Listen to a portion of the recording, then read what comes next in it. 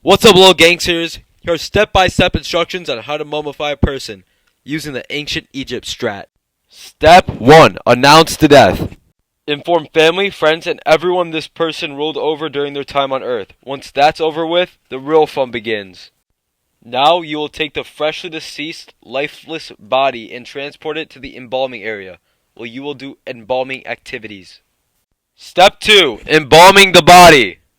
To embalm the body, you first must lay down the body on a stone slab in what the ancient Egyptians called the Ibu, also known as the place of purification. Priests, or in this case you, will wear a mask of Anubis, the god of death, and begin by washing the body. You will use water and palm wine to cleanse the body, leaving the skin glistening and slightly swollen from the initial washing. Step 3. Removal of organs. In my opinion, the most fun step. This step has multiple steps, so pay the fuck attention, pal. Step 3A. Incision. Using a razor-sharp obsidian blade, a deep cut is made on the left side of the abdomen.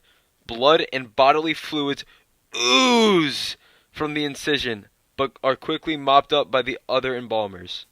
If you're doing this alone, you could just clean it up later, but trust me, it's way harder to clean it when it's all dried up and stuck to the floor. Trust me. I do suggest finding some friends to help you out with this part, because it gets real messy. Next is Step 3B, organ removal. In this step, you will reach deep into the abdominal cavity, pulling out the liver, lungs, stomach, and intestines. These organs are slippery and require careful handling to avoid tearing. Each organ is placed in a natron tray.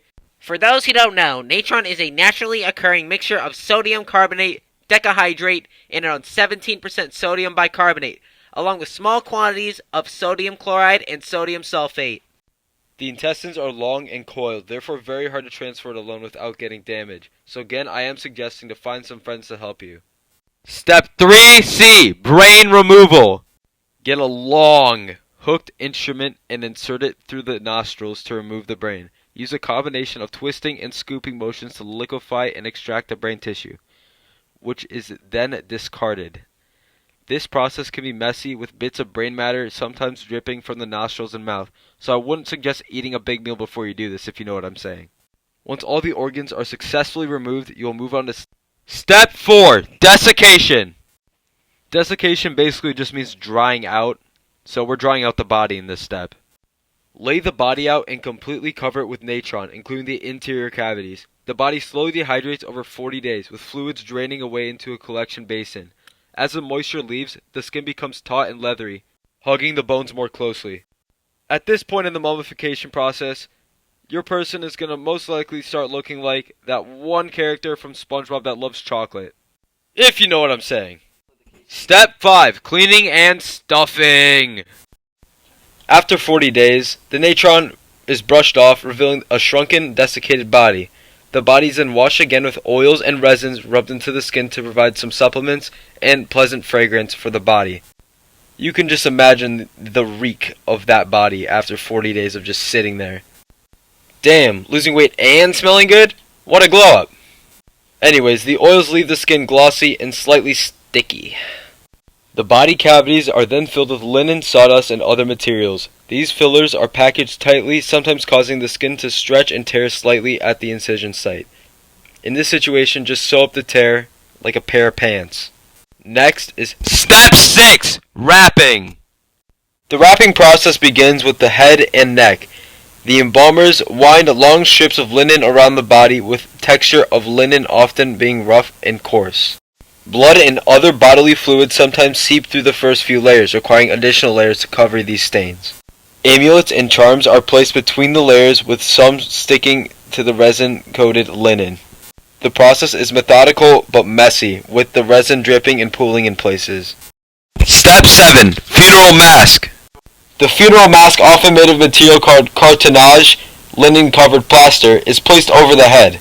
The mask can be heavy and must be carefully positioned to ensure it stays in place. Any remaining gaps are filled with more resin and linen. Step 8. Placing in the coffin. The mummy is lifted and placed into the innermost coffin. This can be a difficult process as the body is rigid and the coffins are often snug. Any jarring movement can cause the desiccated skin to crack or tear, which might be hastily repaired with more resin or linen.